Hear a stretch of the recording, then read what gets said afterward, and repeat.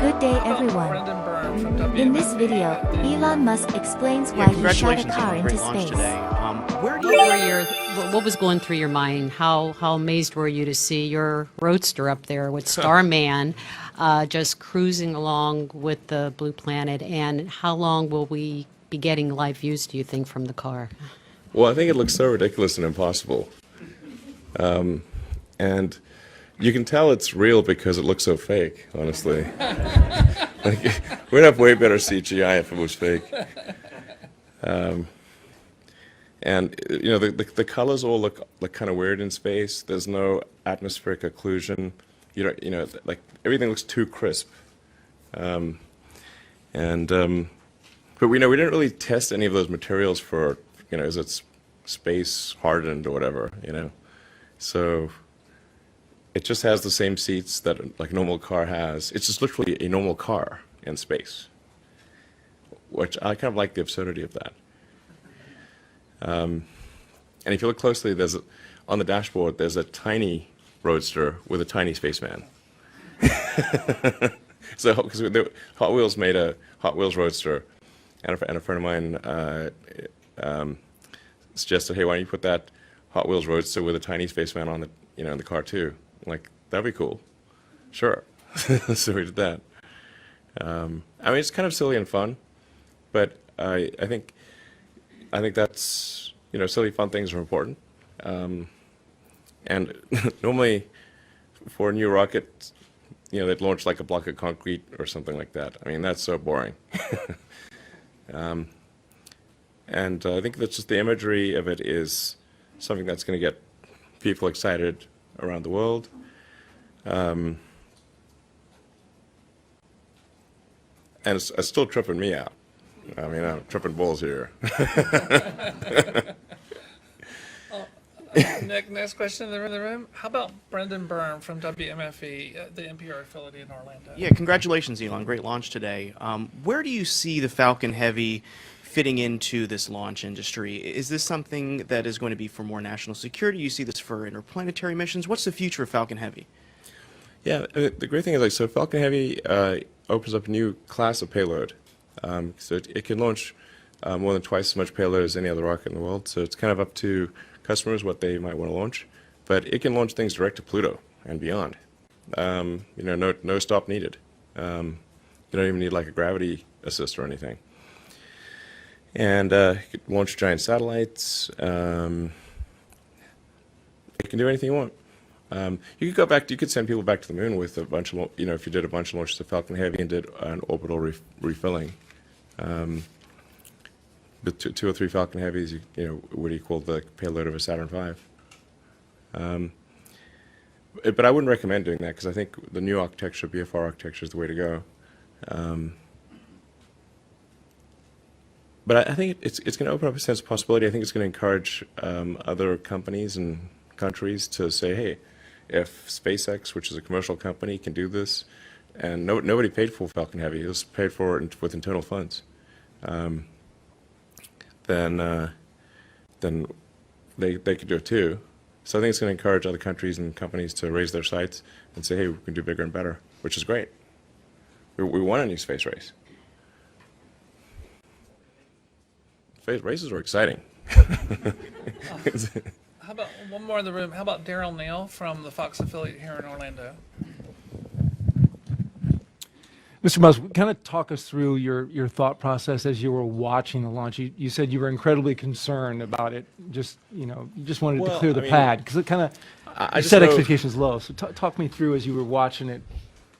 Yeah, I think this is true of anyone who's involved in, you know, closely in the design of something. You know all the ways they can fail. And that's like the sort of mental checklist that's scrolling through your mind, is all the things that can break. I mean, there's thousands of things that can go wrong, and everything has to go right once the rocket lifts off.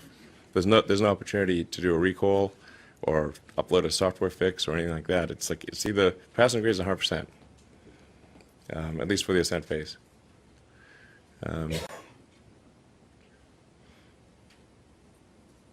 Yeah, I've seen rockets blow up so many different ways. So, you know, it's a big relief when it actually works. One more question in the room, and then I bet the first, when they first, sorry. whoever's like, when they're like first launched like a 747 or DC-3 or something like that, I bet the chief engineer was like, I can't believe that thing's flying. In this section, Elon Musk describes the Falcon Heavy program's obstacles and how they had to rework parts of the rocket, rebuilding the central core, grid fins, and control system. One more in the room, and then we'll go to the phone. How about Irene Klotz from Aviation Week? Irene? We need to have you on mic first for the folks on the phone to hear. Thanks. I can hold it. Okay. Thanks, Irene Klotz with Aviation Week. Congratulations.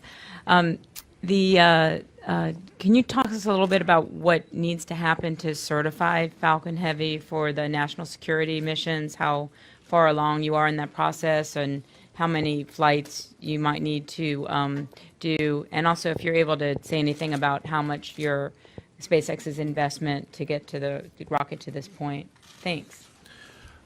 I think we only need, I think there's I'm not, it just depends on which national security mission that we'd need to, how many flights depends on which mission. But we have a number of commercial customers for Falcon Heavy. So I think, I really don't think it's going to be in any way an impediment to acceptance of national security missions. Because we'll be doing several Falcon Heavy missions, flights per year.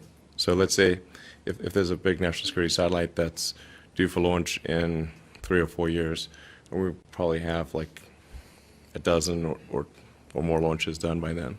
So it won't really, I don't think there'll be a launch number that's an inhibitor on national security stuff.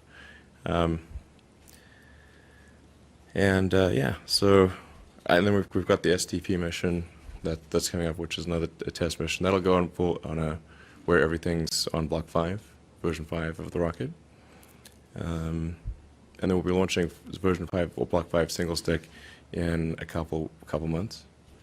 So I think it's hopefully smooth sailing for qualification for national security missions. Our investment to date, probably a lot more than I'd like to admit. We try to cancel the Falcon Heavy program 3 times at SpaceX because it's like, man, this is way harder than we thought. Because the initial idea was just like, you stick on two first stages of side boosters. How hard can it be? It's like it's way hard. We had to redesign the center core completely. We had to redesign the grid fins because it's a long story. But if you've got a nose cone on the end of at the end of the booster instead of a cylinder, you lose control authority. Because if you've got a cylinder, you can kind of bounce the air off of the rocket, and you get like a 50% or more increased control authority if you've got a cylindrical section instead of an ogive section at the end of the booster. So we had to redesign the grid fins, redesign the control system, massively redesign the thrust structure at the base to take way more load. That center booster's got to deal with over 1 million pounds of load coming in combined from the side boosters. So it ends up being heavier. So the center core is basically a complete redesign. And even the side boosters, there's a pretty large number of parts that change. And then the launch site itself needs to change a lot. I'm guessing our total investment is over $500 million. Probably more. Yeah. I'd like to take some questions from the phone. I think the first one up is Dan Vergano from BuzzFeed News. Is that right? That's right. Dan Vergano, BuzzFeed News. Could you talk a little bit about the decision to have the 2 side cores come down at the same time? Is that just the way it falls out from the physics, or was that an actual decision you made? We did offset them slightly, but really they pretty much just come down. There's no. we wanted them to offset slightly just so that the radars didn't interfere. And we actually wanted no communication between the two stages. They're both going to a point in absolute space. And we're just worried that the radar reflection of one would be seen by the radar receiver of the other. But no, that's just kind of how it happened. It's actually meant to happen just like that.